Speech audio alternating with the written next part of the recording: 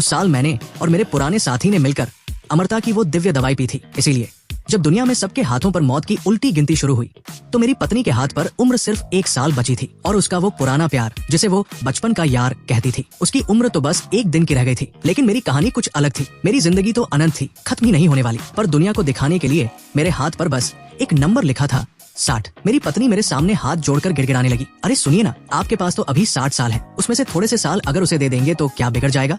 मैं आपसे भीख मांगती हूँ, प्लीज उसकी जान बचा लीजिए। अगले ही पल वो और उसका वो यार बिल्कुल पागल कुत्तों की तरह मुझ पर झपट पड़े।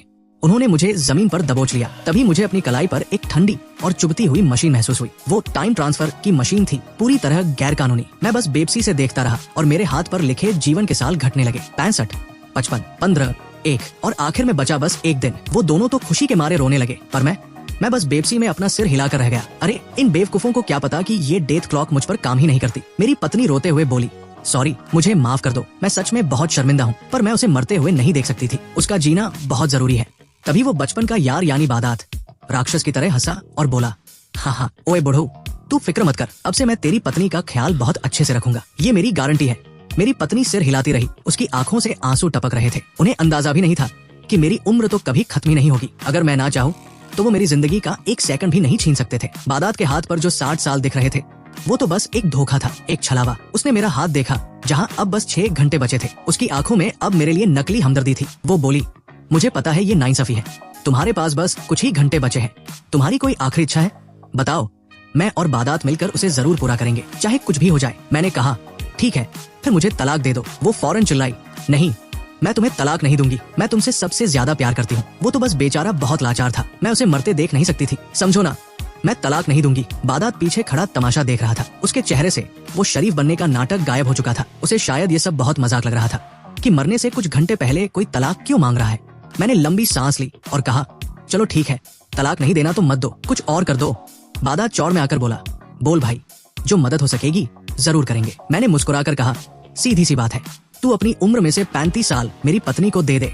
उसकी तो सिटी-पिटी गुम हो गई है क्या? उसके मुंह से अचानक निकला। मैंने उसके हाथ की तरफ इशारा किया, वही 35 साल जो तूने अभी अभी चुराए हैं, वो उसे दे दे। बादात के चेहरे की हवाइयां उड़ गई, ऐसा लगा जैसे किसी ने उसका गला घोंट दिया हो। मेरी पत्नी भी सन्न रह गई और उसकी तरफ देखने लगी। बादात नजरें चुराने लगा और हकलाते हुए बोला, वो असल में अभी अभी तो मशीन चलाई है, शरीर बहुत कमजोर महसूस हो रहा है और मशीन चलाने के लिए बहुत दिमाग और ताकत चाहिए होती है, अभी किया तो कुछ गड़बड़ हो सकती है।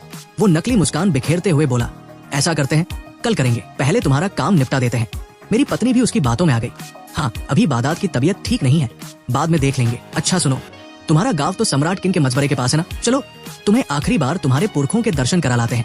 अभी 6 घंटे हैं तुम्हारे पास, वहाँ एक अगरबत्ती जला लेना। मैंने आंखें बंद की और सिर हिला दिया, चलो वही चलते हैं, वही मेरा असली घर है।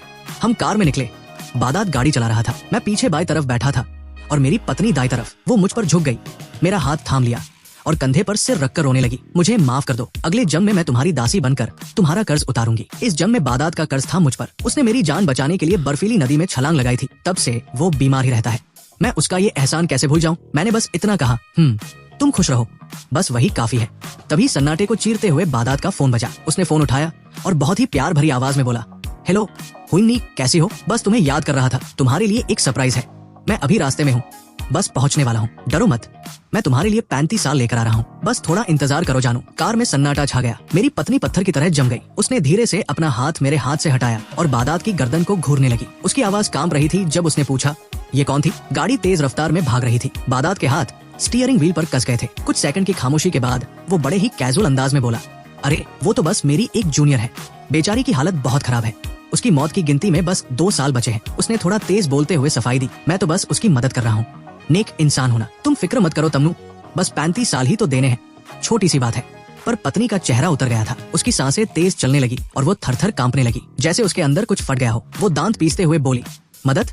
मेरे पति की जिंदगी लूट कर तुम अपनी उस जूनियर की मदद करोगे? उसकी आवाज कांपते कांपते फटने लगी थी। बादात का सब्र जवाब दे गया। उसने गुस्से में स्टीयरिंग पर मुक्का मारा, तमन्नू तू ज्यादा पंचायत मत कर, समझी? वो बस एक जूनियर है और हमारा कोई चक्कर वक्कर नहीं है। उसने आईने में उसे घूरते हुए कहा, उस साल जब तुझे बचाने के लिए मैं नदी में कूदा था, तब से मैं बीमार रहने लगा और तूने उस वक्त मेरा साथ नहीं दिया, मुझे बीमार कहकर ठुकरा दिया। ये 60 साल तो मेरा हर्जाना है जो तू और तेरा ये बेकार पति मुझे देंगे। वो अपने हाथ के नंबर की तरफ इशारा करके बोला, मेरी उम्र है, मैं जिसे चाहूँ उसे दूं, तू बीच में मत बोल। मेरी पत्नी का चेहरा एकदम सफेद पड़ गया। ऐसा लगा जैसे किसी ने उसे कोड़ा मार दिया हो। वो बेबसी में सिर झुकाकर बोली, ठीक है, अब मैं कुछ नहीं पूछूंगी। बादात ने एक हिकारत भरी आवाज निकाली और गाड़ी की रफ्तार और बढ़ा दी। 2 घंटे की ड्राइविंग के बाद हम एक सुनसान जगह पर रुके। दूर दूर तक कोई नहीं था, बस मिट्टी के टीले थे। बादात रूखेपन से बोला, उतरो नीचे। जैसे ही मैं नीचे उतरा, वहाँ की खुश्क हवा में मिट्टी की सौंधी खुशबू थी। मैं एक छोटे से टीले को गौर से देखने लगा। पत्नी ने पूछा, क्या हुआ, तबीयत ठीक नहीं है क्या? मैंने सिर हिलाया, नहीं, बस याद आया कि बचपन में मैं यहाँ खेला करता था। यहाँ एक कांसे का बगुला हुआ करता था, बिल्कुल असली जैसा। बादात ने गाड़ी लॉक की और ठाका मारकर बोला, बचपन में यहाँ खेलता था? अबे वो सठियाए हुए बुढ़ऊ, मौत करीब देख, तेरा दिमाग ठिकाने नहीं रहा क्या? इस बंजर जमीन पर जहाँ परिंदा भी पर नहीं मारता, वहाँ तू खेलता था? मुझे लगता है तू पागल हो गया है। वो मेरे पास आकर मुझे ऊपर से नीचे तक ऐसे देखने लगा जैसे मैं कोई म्यूजियम का अजूबा हूँ। अबे ओ, तू क्या अपने आप को 2000 साल पुराना राजा समझता है?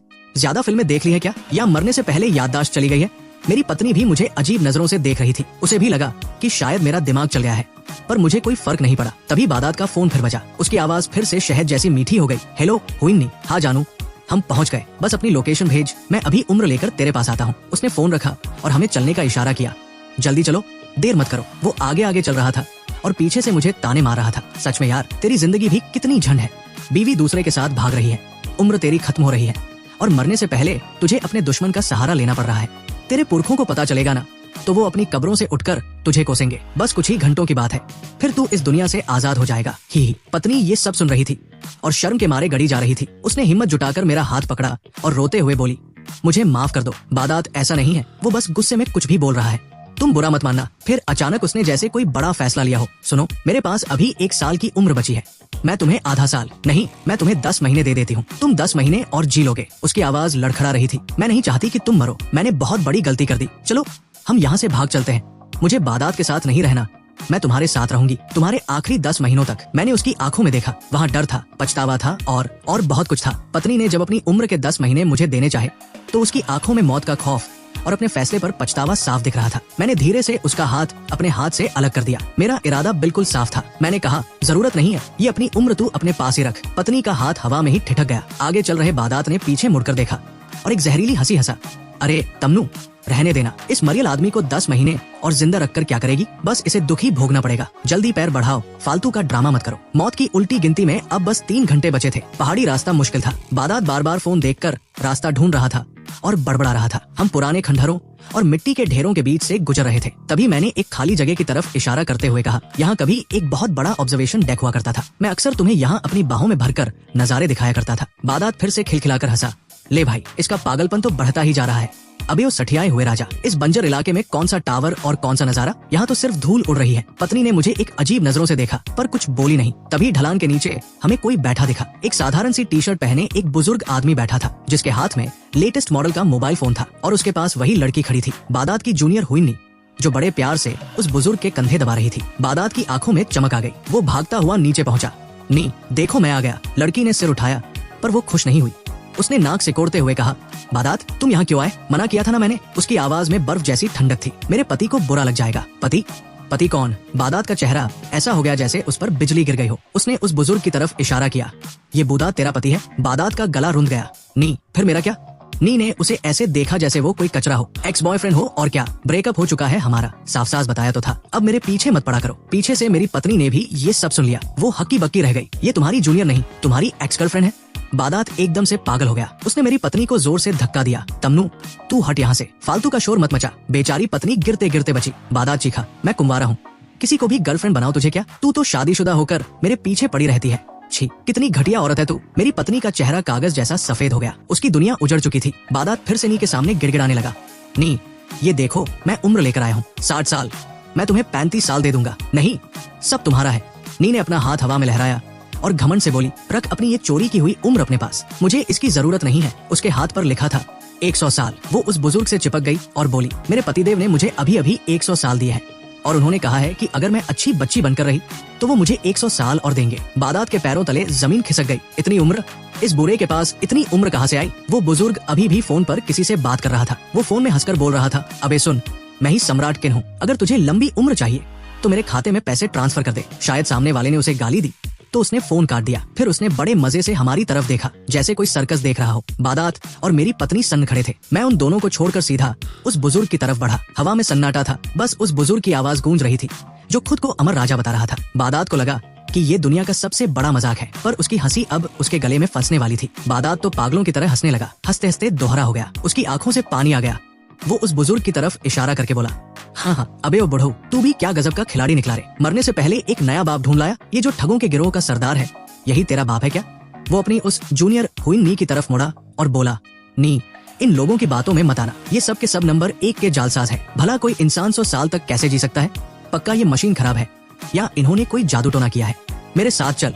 मैं अपनी जगह पर शांत खड़ा रहा और बस इतना कहा, मैं सच में 60 साल जी चुका हूँ, असली वाले 60 साल। वो बुजुर्ग जो अब तक खामोश था, उसने इस मजाक पर ध्यान तक नहीं दिया। वो आराम से उठा, अपने पजामे से धूल झाड़ी और मेरे पास आया। उसकी वो बूढ़ी आंखें जो पहले धुंधली दिख रही थी, अचानक किसी गहरे समंदर की तरह दिखने लगी। उसने मेरी कलाई पर चमकते हुए उन आखिरी 59 मिनटों को देखा और फिर अपनी गर्दन घुमाकर बादात और मेरी पत्नी की तरफ इशारा किया। ए छोकरे। उसकी आवाज किसी शेर की दहाड़ जैसी थी, जिसमें हल्की सी शराब की गंध और ढेर सारी नफरत घुली थी। ये दोनों कौन है? मैंने बिना किसी भाव के जवाब दिया, ये बादात है और वो मेरी पत्नी लिन तामनो। इन दोनों ने मिलकर उस काली मशीन से मेरी जिंदगी के 60 साल निचोड़ लिए हैं। बुजुर्ग की भौहें तन गई। उसकी आंखों में एक अजीब सी चमक आई, जैसे कोई शिकारी अपने शिकार को देख रहा हो। वो मुस्कुराया और मेरी तरफ देखकर बोला, हूँ तो तू फिर से बाहर आकर कमजोर होने का नाटक कर रहा है ताकि इन बेचारों को अपने जाल में फंसा सके?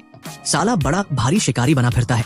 बादात को कुछ समझ नहीं आ रहा था कि हम क्या बातें कर रहे हैं। उसे लगा हम दोनों बाप बेटे मिलकर उसे डरा रहे हैं। वो चिल्लाया, ओ बुढ़े, अपनी आंखें खोलकर देख, तेरे इस लाडले बेटे के पास जीने के लिए 1 घंटा भी नहीं बचा है। 1 घंटे में ये फुस हो जाएगा, समझा?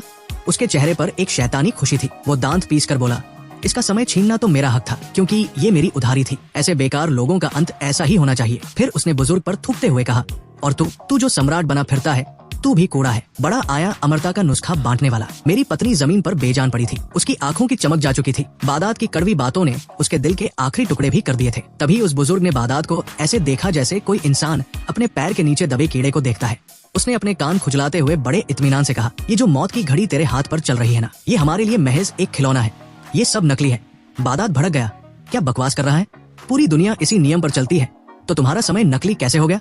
बुजुर्ग ने अपने पैर के नीचे की जमीन की तरफ इशारा किया और गरजते हुए बोला, क्योंकि मेरा नाम यांग है, वही नाम जो 2000 साल पहले सम्राट किंग का था। क्योंकि ये जमीन 2000 साल पहले मेरा घर थी, और क्योंकि अमरता का वो अमृत मैंने खुद अपने हाथों से बनाया था। वो जोर से हंसा और बोला, अरे ओ बुड़बक, जो समय तूने इससे छीना है वो तो महज एक छलावा था। तूने अमरता के समंदर से एक बूंद नकली पानी चुराया है और समझ रहा है कि तू अमर हो गया।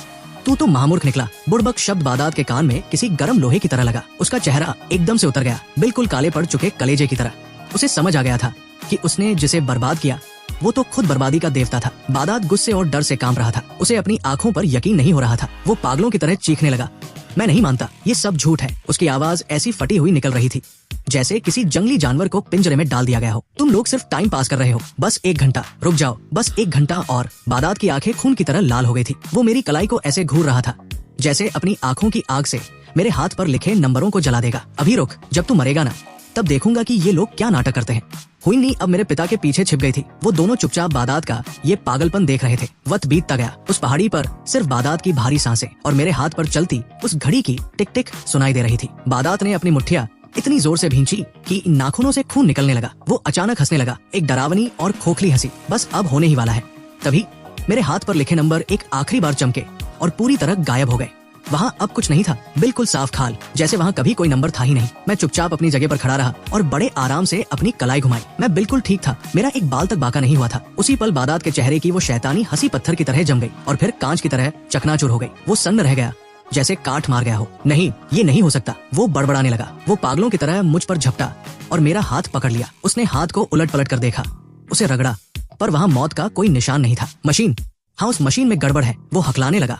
डर के मारे उसकी आवाज फट गई थी। उस काली मशीन ने मेरा समय निगल लिया। पक्का उसने मेरा टाइम कार्ड खो दिया होगा। वो खुद को तसल्ली देने के लिए उठटांग बातें किए जा रहा था। उसे अपनी आंखों के सामने दिख रहे सच पर यकीन ही नहीं करना था। मेरी उम्र कहाँ गई? मेरे पास तो 60 साल होने चाहिए थे। उसने घबराकर अपने हाथ की तरफ देखा। जहाँ 60 साल होने चाहिए थे, वहाँ अब सिर्फ 59 मिनट बचे थे। नहीं, ये गलत है। 60 साल थे मेरे पास, ये 59 मिनट कैसे हो गए? वो मुझसे ऐसे दूर हटा जैसे मेरा हाथ कोई दहकता हुआ कोयला हो। उसकी उंगलियां कांप रही थी। तभी मेरी पत्नी ने सिर उठाया। उसकी सूनी आंखों में अब मेरा चेहरा दिख रहा था। पहले तो वो हैरान हुई, फिर धीरे धीरे उसे समझ आने लगा कि क्या हुआ है, और फिर उसका चेहरा गहरे पछतावे और गम से भर गया।